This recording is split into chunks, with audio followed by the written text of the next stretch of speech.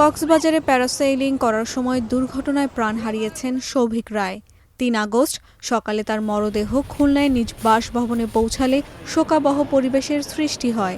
মরদেহবাহী গাড়ি পৌঁছানোর সঙ্গে সঙ্গে স্বজনদের আহাজারিতে ভারী হয়ে ওঠে পুরো এলাকা। স্বজন ও প্রাথমিক সূত্রে জানা গেছে, গত ১ আগস্ট খুলনা থেকে ৯ সদস্যের একটি পর্যটন দলের সঙ্গে কক্সবাজারে বেড়াতে যান সৌভিক রায়।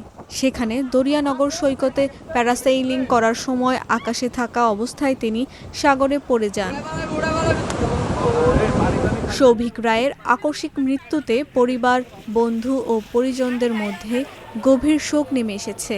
এ ঘটনায় পর্যটন কেন্দ্রগুলোতে প্যারাসেইলিং সহ বিভিন্ন অ্যাডভেঞ্চার কার্যক্রমের নিরাপত্তা ব্যবস্থা নিয়ে নতুন করে প্রশ্ন উঠেছে। 12টার সময় ফার্স্ট ফোন দেয়, যখন প্যারাসেলিং ওঠার আগে নাম্বার নিষেধ করে যে উঠিস না। হ্যাঁ, সে ফোন অফ করে দিছে, কেটে দিছে। তাই একটা গ্রুপের উপর চাপানো হয়েছে। এই যে কি সি সিলিং প্যারাসেলিং যে প্রতিষ্ঠানটা, তাদের নামে আমরা তাকে হত্যা মামলা করছি। দায়ভারটা হচ্ছে ওখানে যারা জেলা প্রশাসন।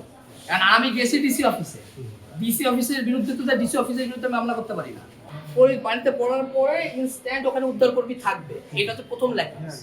উদ্ধারকর্মী থাকবে কার? সরকারের পক্ষ থেকে লাইফ গার্ড থাকবে। দ্বিতীয় কোন জায়গা থেকে থাকবে? যে কোম্পানি এটা কন্ডাক্ট করতেছে তাদের লাইফ গার্ড থাকবে। দুইটা কারো কোনো কিছু ছিল না। আর ৩ নাম্বার ল্যাকিংস হচ্ছে যে দড়িটা আমরা ছিঁড়ে দেখছি, তার মানে স্ট্রং মেশিন না।